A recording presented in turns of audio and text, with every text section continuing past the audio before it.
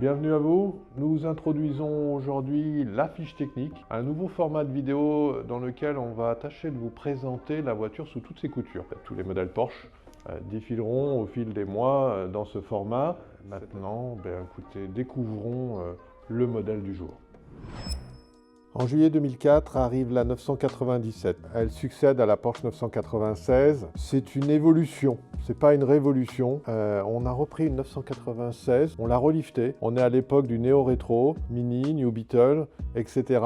Donc on reprend une 996, on lui ajoute des feux ronds et on fait l'unanimité parce qu'au final on retourne aux racines de ce qu'est une 911. Deux gros yeux de grenouille et ça plaît. Et ça fonctionne, et elle se vend très bien. Entre 2004 et 2009, on aura près de 11 modèles qui sortiront, des coupés, des cabriolets, des S, des 4S, des Targa, un peu tous les modèles, mais sur la même base de moteur, un 3,6 litres ou un 3,8 litres. Ce moteur, c'est un M9, vous pourrez retrouver notre vidéo des moteurs M9, pour vous expliquer les problématiques de ces moteurs-là. Et quelques moteurs M9 évolués, ce sera sur une autre vidéo par rapport aux moteurs des GT3 et des turbos. On se concentre sur les modèles atmosphériques de Porsche. Allons voir de plus près ces modèles. Venez avec moi, on a sélectionné deux 997 phase 1 aujourd'hui. On va commencer par faire le tour de la carrosserie, voir quelles sont les problématiques particulières sur les phases 1. Faire le tour ensuite de l'intérieur, comprendre quels sont les petits défauts, les choses qu'il faut voir, faire attention. On verra la mécanique et puis après on terminera par un petit essai routier pour que vous compreniez ce qu'est cette voiture, les forces et les faiblesses du modèle. L'un des modèles les plus emblématiques, les plus vendus de la marque. Près de 30 000 exemplaires ont été vendus en 997, donc c'est certainement l'une des plus aimées de la marque et pas à tort. S'il y a des petits problèmes, en tout cas elle a énormément de qualité. Venez voir. Donc 97 Carrera 4, 97 Carrera S Cabriolet. On a sélectionné deux modèles. De toute façon, les voitures sont les mêmes. La carrosserie change, 2 ou 4 roues motrices, cabriolet, coupé ou targa, mais les voitures restent les mêmes. La 4, on a des ailes un peu plus bombées par rapport à la S. C'est pas flagrant comme les précédentes générations, mais un peu plus quand même. Donc, qu'est-ce qu'on peut dire en termes de carrosserie sur la 97 en général? On a évidemment plus de problèmes de corrosion, comme sur les précédentes générations. On a quelques voitures qui peuvent dormir dehors, donc les feux peuvent s'opacifier un peu. Ça se nettoie, ça se lustre et ça revient très bien. On va avoir également des feux arrière qui peuvent prendre un peu l'humidité, comme les feux avant. Ça, chez Porsche, c'est vendu avec, donc acceptez-le. Il y a un peu d'humidité. Si vous ne voulez pas, il faut changer vos feux, mais peut-être qu'après 6 ou 12 mois, vous aurez encore de l'humidité. Donc, acceptez-le. Donc, en carrosserie, pas grand-chose. Les jantes, on n'a pas rien de particulier, pas de souci. Carrosserie, pas de souci. Je vais vous expliquer par contre comment faire attention qu'une voiture ne soit pas accidentée. Parce qu'effectivement, on a acheté beaucoup de voitures depuis des années, même si c'est plus trop notre activité maintenant. Je vous montre 2-3 petites choses à regarder, c'est important. N'achetez pas une voiture accidentée, c'est toujours plus dur à revendre. Vous aurez plus de problèmes, de trains roulants, des voitures qui mangent du pneu. C'est quand même pas plus mal de prendre une voiture d'origine. Je vous montre ce qu'il faut regarder dans les compartiments avant déjà. Donc, la première chose qu'on fait lorsqu'on achète un 997, c'est regarder effectivement si elle n'a pas eu de choc avant, arrière, c'est la base. Donc on commence tout simplement par enlever les moquettes, on tire un peu les moquettes et on se rend compte qu'on est donc sur un véhicule qui n'a jamais été peint. C'est comme ça chez Porsche. On ne peint pas tout, on passe un voile de peinture. On se rend compte donc couleur mastic, les mastiques d'origine. Si vous voyez une voiture qui est peinte noir, brillant, parfaite, dedans dehors, c'est pas normal, ça a été repeint. Ça, vous enlevez vos moquettes, vous vérifiez. Ici, vous voyez, c'est pareil, de ce côté-là. Vous allez avoir un voile de noir, mais on voit bien toutes les couleurs mastic non peints, les couleurs d'après. Vous avez vos étiquettes également, qui vous donnent l'année de production de la moquette. Bien souvent, une voiture a un gros choc, tout est remplacé. Donc ça, c'est déjà un premier indice. Vous pouvez également aller un peu plus loin. Vous allez retirer tous les caches. Très simple, c'est que clipser. Vous enlevez les caches, ok. Et là, vous voyez donc, on a accès aux pièces. Donc là, vous avez accès à la carrosserie pure et dure. Si vous avez des éléments qui ont été repeints, qui ont été ressoudés, vous verrez au niveau des têtes d'amortisseurs, au niveau des ailes, des traces, des couleurs différentes, des soudures. Vous pourrez trouver des choses un peu différentes. Donc on commence par dégarnir un petit peu le coffre avant. Ici, sur cette voiture-là, rien de particulier. On n'a pas de choc à l'avant. On peut regarder à l'arrière comment ça se présente. La même chose, on doit avoir un voile un peu mat et terne. Et on doit avoir les pointages qui sont opérés à l'usine. Et là, quand on ne voit pas ces points-là, okay, comme ici, là, à ce moment-là, il y a quand même un problème, il y a des doutes. On les voit mieux de ce côté-là. Ça, c'est fait en usine. C'est pas aussi bien refait par des carrossiers. Donc, vigilance. Là, on a des alignements, des soudures, des éléments qui sont propres, conformes à l'origine. On vérifie les alignements, que les espaces soient respectés de gauche, de droite, les alignements de capot. Alors un capot a pu être repeint, redémonté. Pour autant, ça doit quand même être cohérent. Des alignements de portes, des portes qui ferment bien. Après, les voitures ont 20 ans, elles ont pu être repeintes, il y a pu avoir différents éléments de refait. C'est pas un drame. Mais essayons d'avoir une voiture qui n'ait pas eu de choc. Et si on a des éléments à repeindre, bah écoutez, ça se repeint et c'est pas très grave. Encore une petite chose, la vitre, elle descend, elle remonte. Mais ça marche pas toujours. C'est souvent un petit capteur, soit sur la serrure, soit c'est la serrure elle-même. Donc si vous avez une vitre qui ne remonte pas, il y a un petit problème. Bon, ça se règle. Donc voilà pour la carrosserie, pas grand chose à dire. Un peu les feux, parfois. Maintenant, l'intérieur, c'est un autre sujet, il y a plus de problématiques. Donc, venez avec moi, on va regarder. Alors, un 997, on a toujours les mêmes problématiques. Très souvent, on a les boutons qui sont un peu collants. Ça se nettoie, c'est pas très grave. Et on a comme celle-ci, par exemple, comme toutes les autres d'ailleurs, les boutons qui vont blanchir. Alors là, ils ont été un peu repris au noir.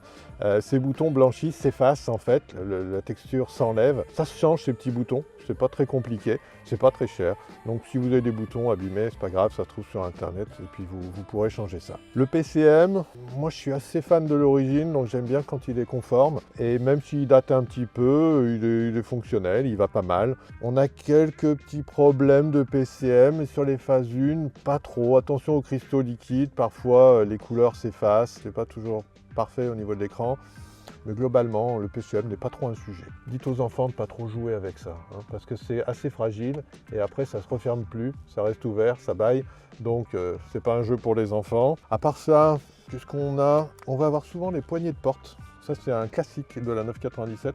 Les poignées de porte, derrière vous avez un ressort, un support qui casse. Donc vous aurez une poignée qui bouge un peu comme ça, qui a du jeu, celle-ci elle est bien. Mais très souvent c'est un peu cassé ici. Donc ça, il faut démonter le garniture de porte, c'est pas très grave, c'est pas gênant. Sur l'intérieur, je dirais que c'est de bonne facture. Si, il y a une chose, c'est les boutons d'ouverture de capot. Les boutons d'ouverture de capot sont très souvent cassés, donc ça on en change beaucoup. Ça vaut une centaine d'euros, c'est pas très cher. Poignée de porte, bouton de capot cassé, les sièges, tout ça, on n'a pas trop de problème. Si, les sièges chauffants.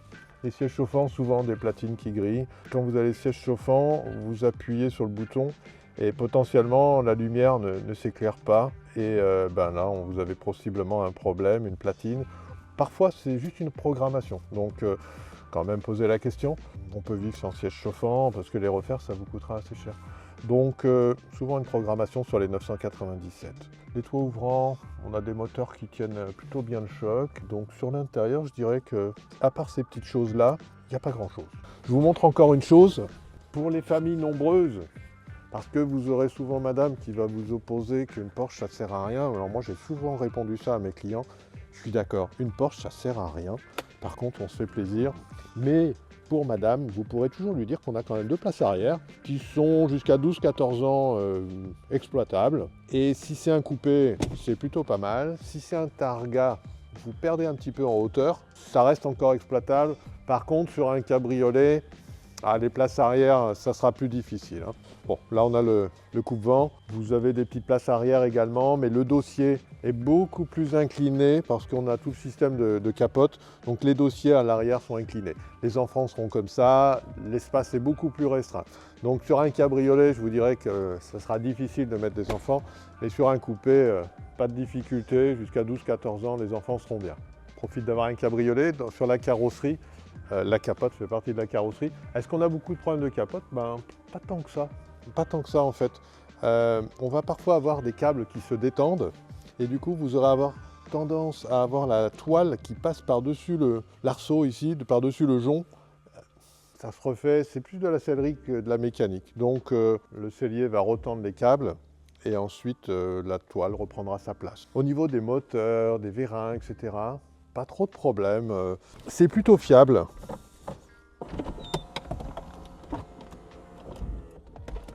Ça marche. Pas de souci. Vous n'aurez pas besoin de venir nous voir souvent pour des problèmes de capote. C'est plutôt de la bonne facture. Par rapport également au circuit électrique, aux faisceaux électriques, aux problèmes électriques chez Porsche, je vais presque dire qu'il n'y en a pas. C'est quand même assez rare. On n'a pas trop d'électriciens, électroniciens chez nous, dans le sens où c'est quand même quelque chose de très fiable chez Porsche. Je dirais que c'est vraiment très rare les problèmes. Nous avons vu la carrosserie, nous avons vu l'intérieur. On va parler un peu mécanique. On est quand même un peu là pour ça. Avant, je vous montre quelque chose. Un 997S, un 3,8 litres, c'est quand même connu pour avoir ces problèmes de cylindre rayé. Au premier coup d'œil, même si vous n'êtes pas un spécialiste, vous pouvez voir ça sans même mettre en route. Échappement gauche, c'est noir. Échappement droit, c'est plus propre. Pourquoi? Vous avez votre moteur avec les cylindres 4, 6, 1, 2, 3, 4, 5, 6. Et ce rang de moteur, c'est celui qui se raye. Les échappements catalyseurs sont croisés. Donc ce banc de cylindres sort ici. Quand cet échappement-là est noir, vous êtes sûr que vous avez des cylindres rayés de ce côté-là. Pour celle-ci, elle n'était pas là par hasard. Elle est repartie, elle repart avec son moteur neuf, c'est fait.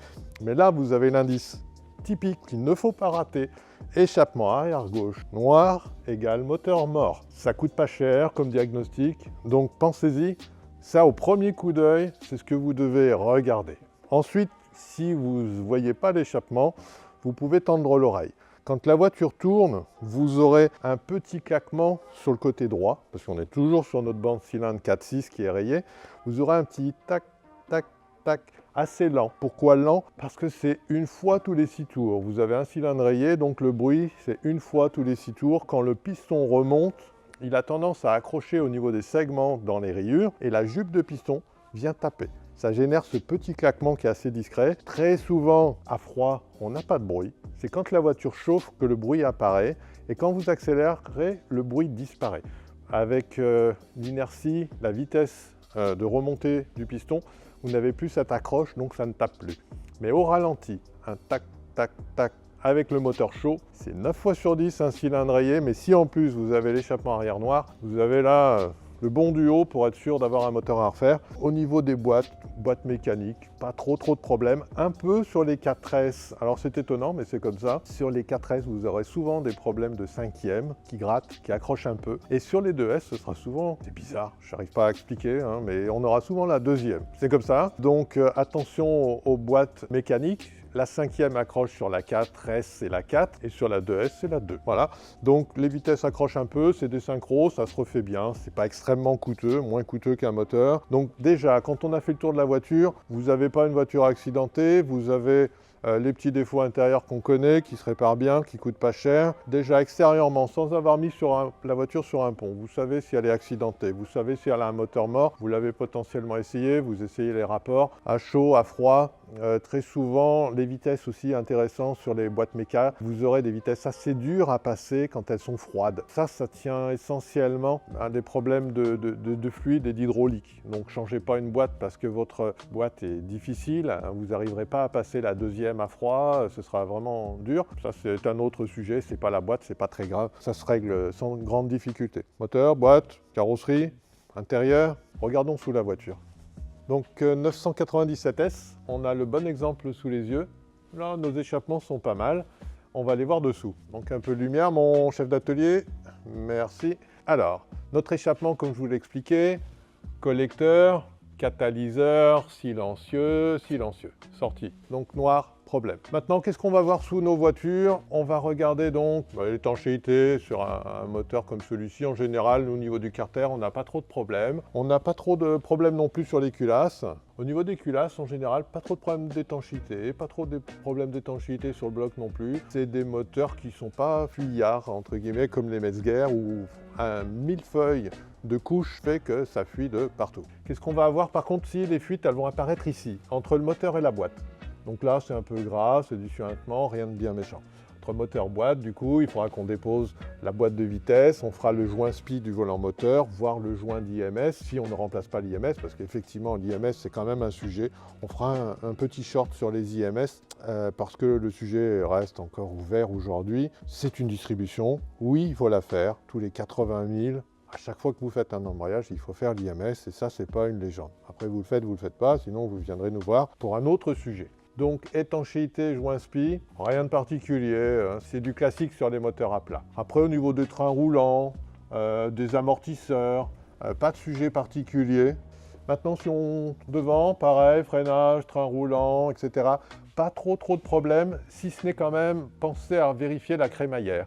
On a très souvent des fuites de crémaillère sur les 96 et 97, donc la crémaillère, vous allez percer un tout petit peu le soufflet de crémaillère et vous allez voir peut-être une goutte qui apparaît. C'est que vos joints SPI à l'intérieur, vos joints toriques sont plus étanches, donc ça fuit dans les soufflets. Et vous aurez en braquant un bruit, ça fait un peu de bruit, donc il faudra changer la crémaillère. C'est un grand classique sur ces modèles-là. Maintenant, allons voir devant. Un grand classique des 996 et 997, il faut faire attention aux condenseurs de clim. Tout est très exposé, on descend encore un peu. Au niveau des condenseurs de clim, très exposé aux projections de gravillon sur autoroute. Donc vous aurez souvent des impacts sur le radiateur de clim et du coup des problèmes de clim. On voit des dépôts de feuilles, etc. Donc c'est important de bien nettoyer l'intérieur pour éviter tous ces dépôts qui vont venir soit pourrir le fond du radiateur de liquide de refroidissement, soit les projections de cailloux qui vont venir endommager le condenseur de clim. Quelques personnes mettent des grilles ici pour éviter les projections et les dépôts. Je ne suis pas très fan parce que de toute façon la poussière continuera de rentrer et vous aurez un dépôt de matière qui viendra quand même abîmer et on ne pourra plus nettoyer. Donc je suis quand même plutôt d'avis, si vous pouvez éviter les grilles, c'est pas plus mal. Voilà ce qu'on a à dire concernant la mécanique, la carrosserie, la sellerie. Maintenant, on va aller faire un petit tour et on conclura. On a parlé de cette 97, maintenant on va aller l'essayer. On a parlé de la carrosserie, on a parlé de la mécanique, on a parlé de l'intérieur. Parlons maintenant de l'agrément de conduite. Je vous dirai ce qui me plaît ou ce qui ne me plaît pas, mais tout ça là reste très personnel. C'est mon avis, mon humble avis. Moi, ce que je pense en tous les cas de cette 97, c'est qu'en dépit de ses défauts, en dépit de ses problèmes qu'on connaît bien, c'est que ça reste pour moi l'une des meilleures. L'agrément de conduite est vraiment pour moi absolument parfait. On a le bon compromis entre une voiture sportive et presque une voiture de tourisme. Elle est par rapport à la 96 qui s'était un peu trop embourgeoisée. J'aime beaucoup la 97, on en retrouve un petit côté plus sportif. La direction est ferme, elle est assistée mais un peu plus ferme. Les suspensions avec le PASM sont du coup assez fermes, même en temps normal. Et quand on appuie sur le PASM, là on a une suspension encore un peu plus dure.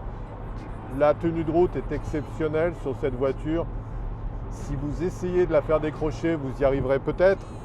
Mais sans cela, les limites sont vraiment très loin, que ce soit en 2 ou 4 roues motrices. Zéro défaut en agrément de conduite, c'est la plus aboutie.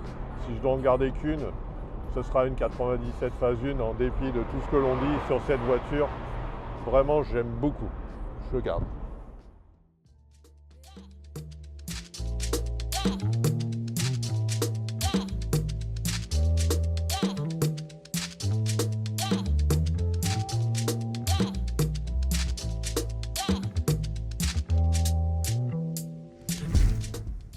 Conclusion, que dire de la 997? Ben écoutez, contre toute attente, moi c'est une de mes préférées. Porsche s'était un peu égaré, je trouve, sur la 996. La 996 s'était tellement adoucie, assouplie, elle avait doucement viré vers le modèle Mercedes. Donc moi j'aime beaucoup la 97, la phase 1.